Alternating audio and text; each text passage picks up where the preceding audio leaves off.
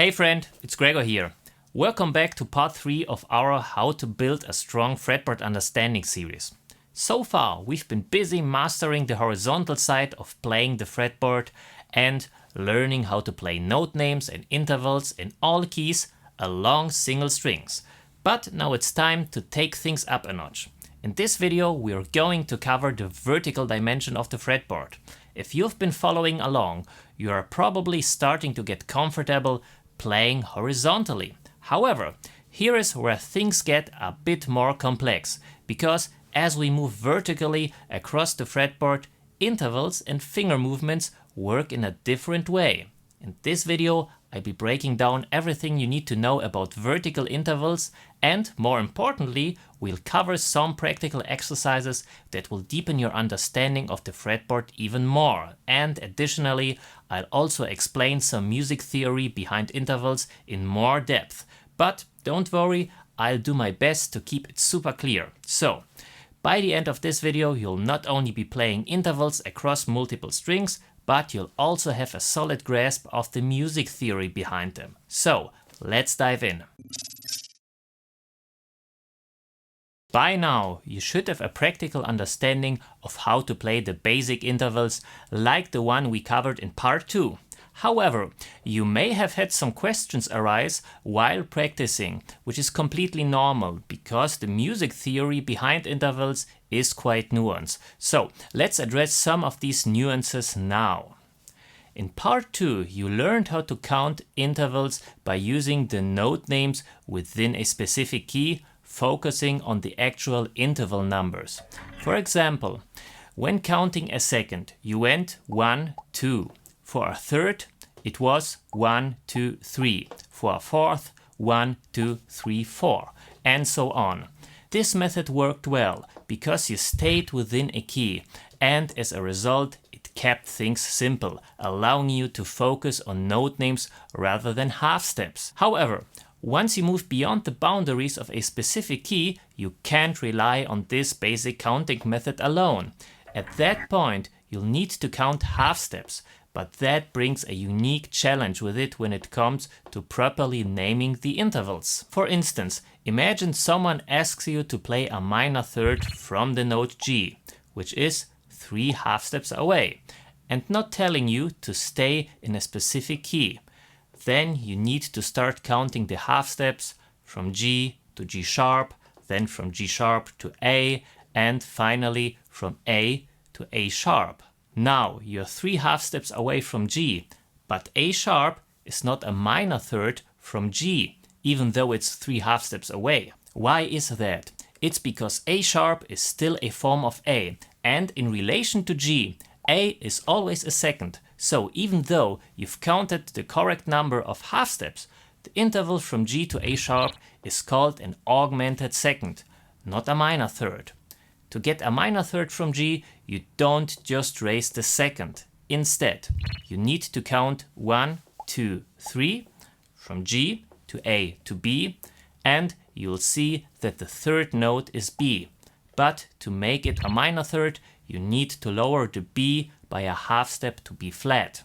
So, A sharp and B are the same note in sound, but they're named differently based on their context. This phenomena is called enharmonic equivalence. This brings us to the point where we need to make finer distinctions between different types of intervals. So let's shed some light on the various kinds of intervals. In general, intervals can be categorized into 2 main groups. Perfect intervals, these include the unison, fourth, fifth, and octave, and the major and minor intervals. These include the second, third, sixth, and seventh. You can alter intervals by changing the number of half steps between the notes, and this doesn't change their basic name. For example, a perfect interval can be augmented, then it's raised by a half step, or it can be diminished, then it's lowered by a half step. Let's use a perfect fourth as an example.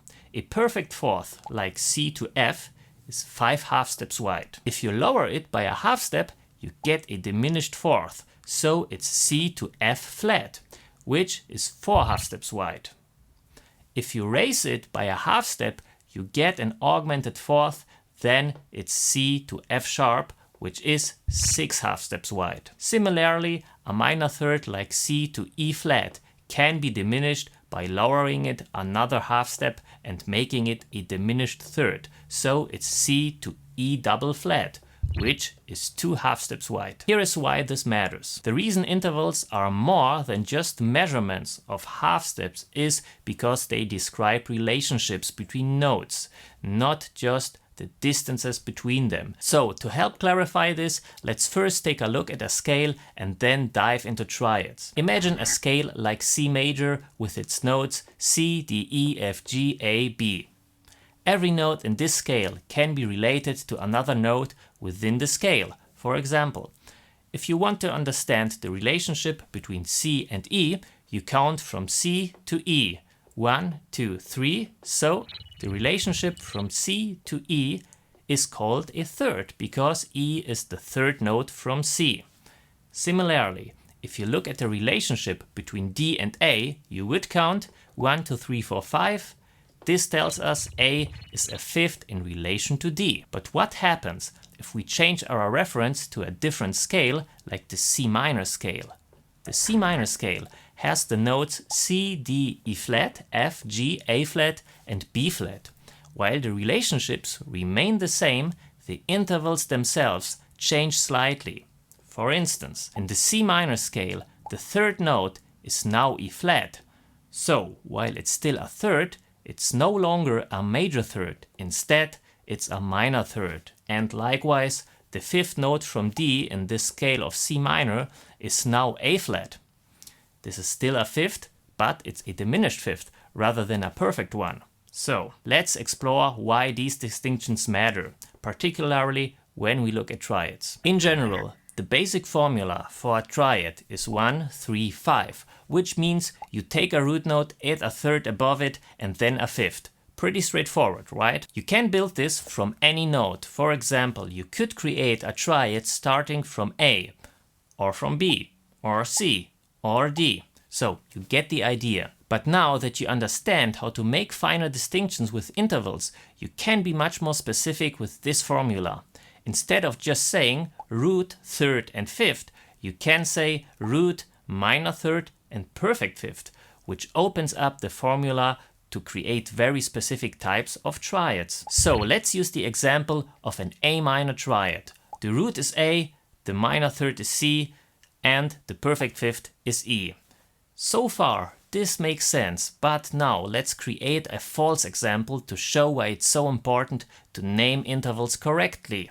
So let's stick with the A minor triad, but this time we'll ignore the proper naming but create the same chord. The root A stays the same. The minor third, C, is 3 half steps away. But here's the catch. An augmented second is also 3 half steps away. Likewise, a perfect fifth is 7 half steps wide, but so is a diminished 6. Now, if you were to replace the A minor third with an augmented second and the perfect fifth with a diminished sixth, the intervals would sound identical to an A minor triad. However, the chord would be completely unrecognizable and it would take too much time to decipher it. It would no longer function as a minor triad because it doesn't follow the conventional 1-3-5 formula. So, the naming and structure are crucial for the chord to retain its proper function. If you deviate from this formula, even though the intervals might share the same number of half steps, the chord loses its identity. This is where the naming system becomes crucial. By sticking to the formula of a minor triad, the chord maintains its recognizable structure. For example, if you diminish the perfect fifth, you now have a diminished triad. Or if you raise the minor third, you get a major triad. In both cases, the naming conventions 1, 3, and 5 remain valid and the chord still makes sense functionally. This consistency helps musicians to communicate clearly and understand the role each note plays within the chord. Okay, there's one interval that deserves special attention. It's the tritone. In the last video, I briefly mentioned the tritone, and you might still be wondering what kind of interval is this? It doesn't seem to have even a specific number assigned to it like the others. So what exactly is it? The tritone is called tritone because it's 3 whole tones wide and can be seen as either an augmented fourth or a diminished fifth. For example, an augmented fourth like C to F sharp is 6 half steps wide, and so is a diminished fifth like C to G flat. So, if someone tells you to play a tritone, you actually don't have to worry too much about the naming. An augmented fourth or diminished fifth are both considered a tritone. Okay, I know this might seem overwhelming at first, and it's true that understanding intervals can be tricky. If this is your first time hearing about this, don't worry, it's perfectly normal to feel completely overwhelmed or confused by this. That's why I want to give you a relatively simple method to find the correct interval every time with just a little bit of counting. Here's how it works. To find the right interval, follow these 2 steps. First, do a rough count using the interval numbers to get the correct interval name. And second, double check by counting the half steps between the notes to ensure accuracy. For example, if you need to find the major sixth from the note E, start with the rough count 1, 2, 3, 4, 5, 6 or E, F, G, A, B, C, and now you know that C is the 6th note from E. In the next step, count the half steps to verify. E to F, F to F sharp, F sharp to G, G to G sharp to A to A sharp to B, B to C, and C to C sharp. Since a major sixth is 9 half steps wide, C sharp is the correct interval. By using this method, first the rough count for naming, then confirming with half steps, you'll always find the right interval and its proper name. So, I hope this breakdown of intervals helped clarify things. As always, if you have any questions, feel free to ask in the comments and I'll be happy to clarify. Alright, let's start with the exercises. To play intervals vertically across the fretboard, I like to categorize this exercise into 2 main categories. We'll go through both so you can fully grasp the concept. As with the previous exercises, I'll keep the demonstration short to save some time. I'll only demonstrate on the high E and B strings, so your job is to apply the concept to other strings and transpose it into other keys. The first category is playing intervals on adjacent strings, so it makes sense to practice intervals from one string to the next. This way you'll have 5 string pairs to work with to cover the entire fretboard. Here are the pairs you need to practice: the E and B strings, G and B strings, D and G strings, A and D strings, and low E and A strings. One important note: when you practice this exercise on the G and B strings, keep in mind that the finger distances will shift by 1 fret. This is because this string pair is tuned a major third, unlike the other pairs which are tuned in perfect fourth. So the second category is skipping 1 string while playing the intervals.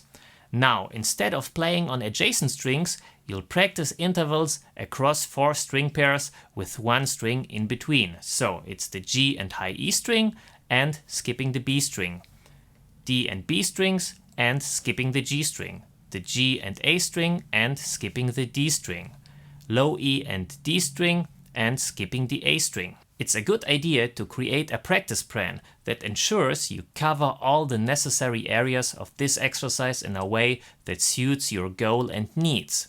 So, just to give you some inspiration how this might look like, I created a worksheet that you can download.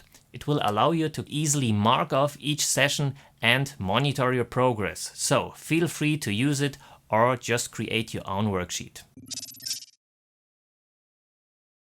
One of the great things about the guitar is that it's probably the only instrument where it actually makes sense to practice the interval of a unison.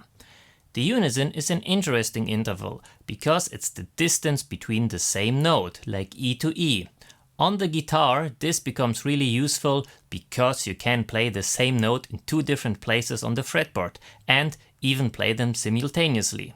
That's something you can't do on most other instruments, where a note can only be played in 1 spot. For this exercise, we'll start on the B string and play an ascending interval with the 2nd note played on the high E string. Obviously, for the unison, there is no real ascension, just a note repetition. but for the other intervals you'll be moving upwards. As with the previous exercises, we'll move along horizontally with the natural notes.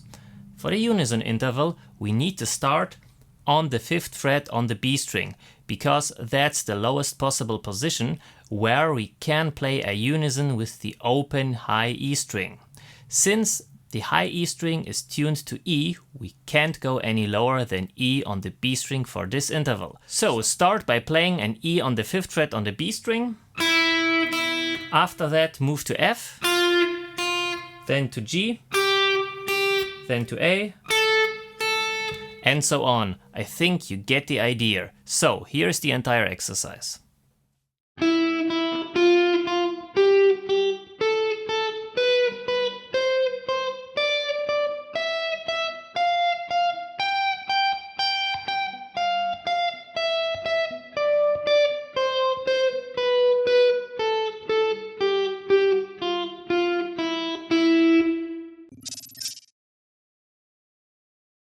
For seconds, we'll start on the D note on the B string and play the open E string as the second. Next, move to the E note on the 5th fret on the B string, and the second from E is F. After that, go to the F on the 6th fret on the B string, and the second is G. Okay, continue this pattern all the way up the fretboard, and now let me show you the entire exercise.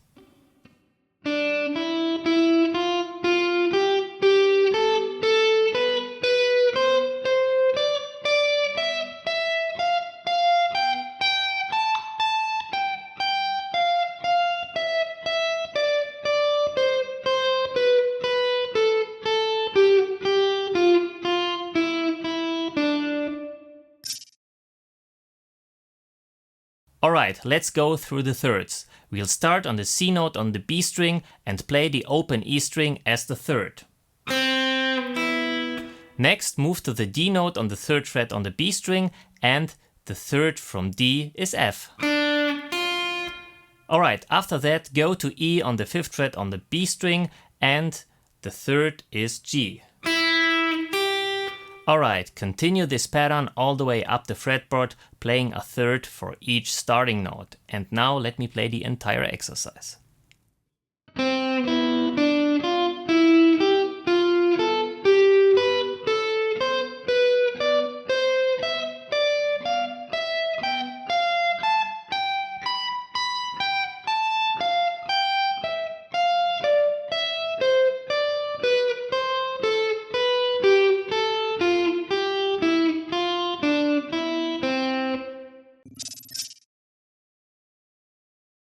For the 4th, we'll start on the open B string and play the open E string as the 4th. Then move up to C, and the 4th from C is F. After that, go to D, and the 4th is G. And so on. So let me demonstrate the entire exercise.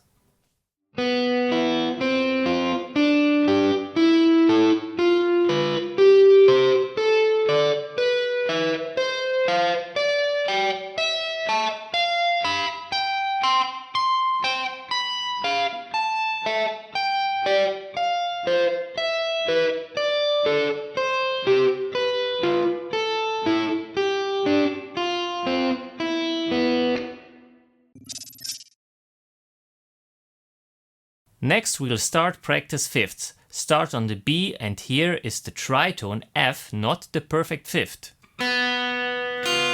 Alright, move up to C, and from C the 5th is G. Then go to D, and the 5th is A. Alright, let me show you the entire exercise.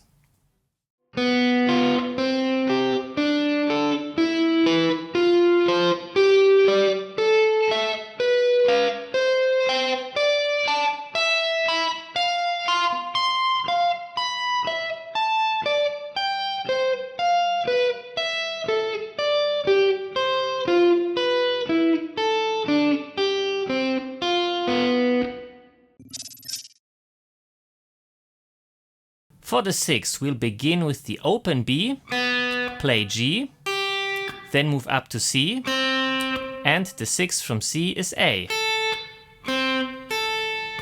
After that, play D, and the 6th is B. Okay, follow this pattern up the fretboard for the rest of the notes, and I'll demonstrate the entire sequence now.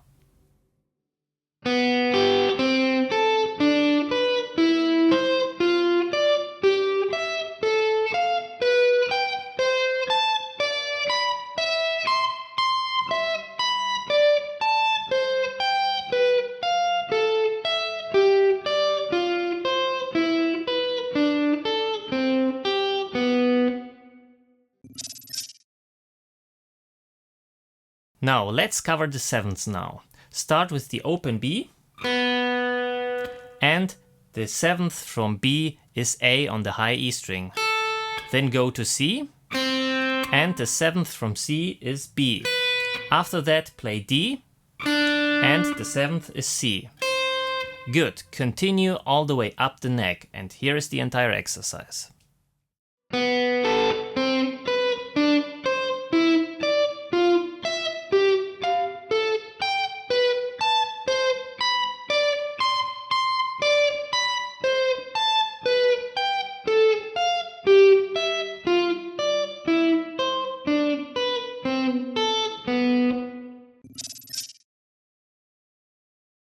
Finally, for the octave, we'll begin with the open B string. The octave from B is, of course, B on the 7th fret on the high E string. Now move up to C and play the 8th fret on the high E string, then D, and the octave is D on the 10th fret. Good, keep moving up the fretboard like this.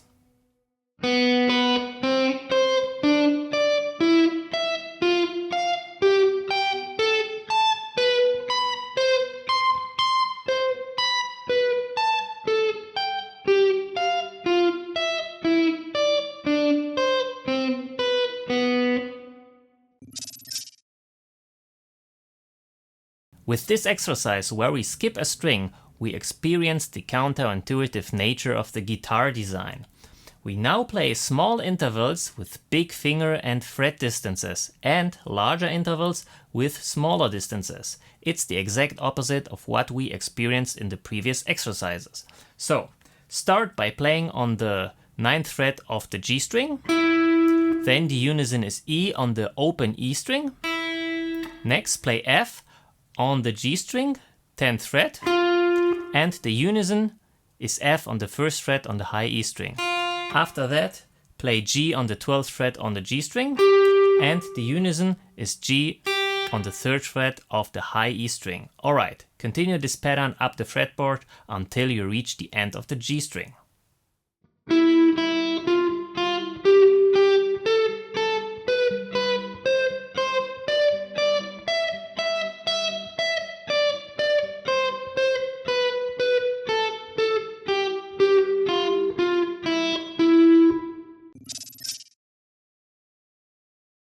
Now we move on to the 2nd interval. Start by playing D on the 7th fret on the G string. The 2nd interval from D is E, which you'll play on the open E string. Next, play E on the 9th fret of the G string, followed by F on the 1st fret on the high E string.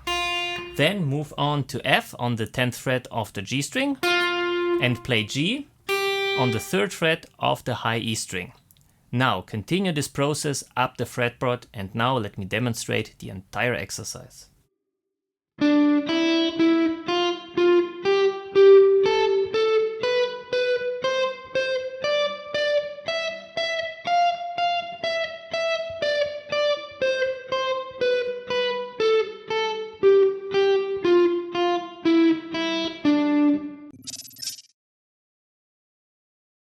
Good, for the 3rd interval, start by playing C on the 5th fret of the G string. Then the 3rd interval from C is E, which you'll play on the open high E string.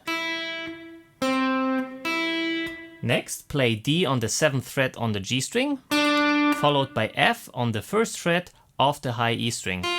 Then move on to E on the 9th fret on the G string, and play G on the 3rd fret of the high E string. Alright, let me walk you through the whole process.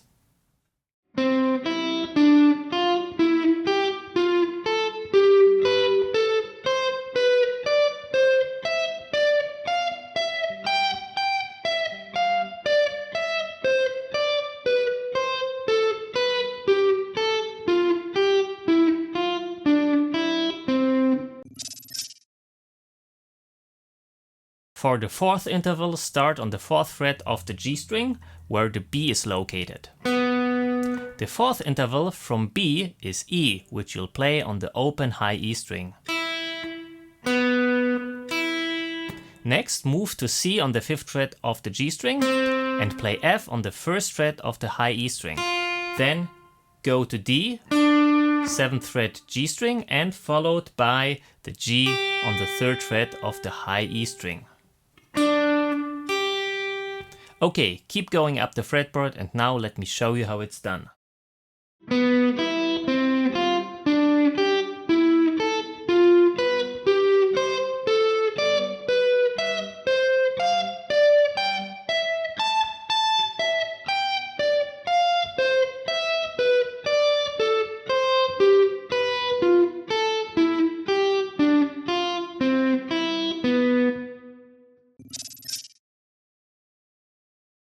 For the 5th interval, start on the 2nd fret of the G string where the A is located. The perfect 5th from A is E, which you'll play on the high E string. Next, play B on the 4th fret of the G string, and the 5th from B, which is F, is not the 5th but the tritone. So the F on the 1st fret of the high E string. Now move to C on the 5th fret of the G string and play G on the 3rd fret of the high E string. Now let me demonstrate the entire exercise.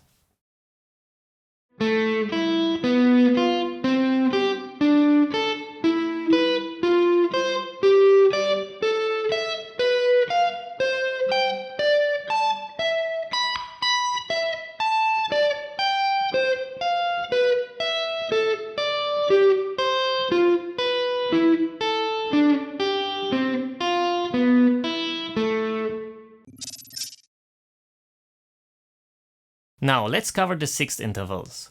Start by playing the open G string. The 6th interval from G is E, which you'll play on the high E string. Next, play A on the 2nd fret of the G string, and the 6th from A is F, which is on the 1st fret on the high E string. Then move on to B, 4th fret on the G string, and play the G on the 3rd fret of the high E string. Good, here's the entire exercise.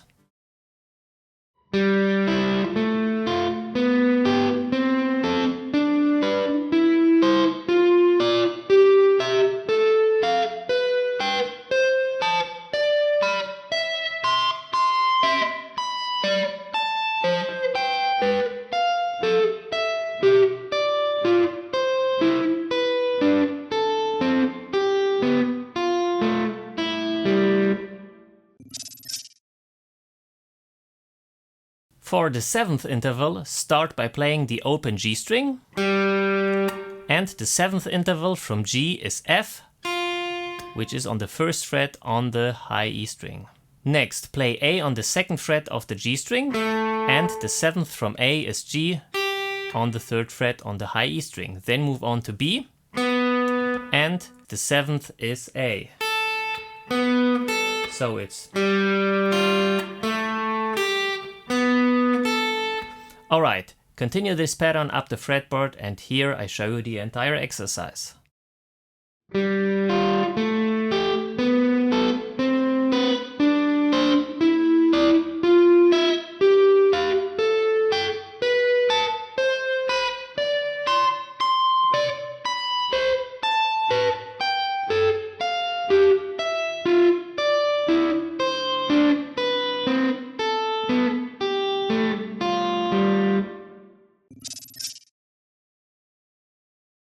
Okay, here is the octave interval. Start by playing the open G string, and the octave is G. Next is A. Next is B. And next is C. And so on. Okay, let me demonstrate the last exercise for you.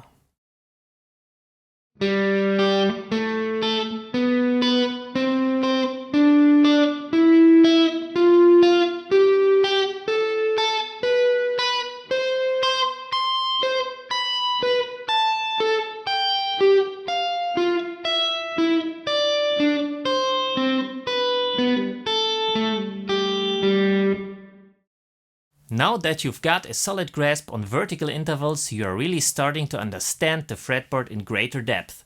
In the next video, we'll dive into scale chunks, which will completely change how you approach scales and make them even easier to understand.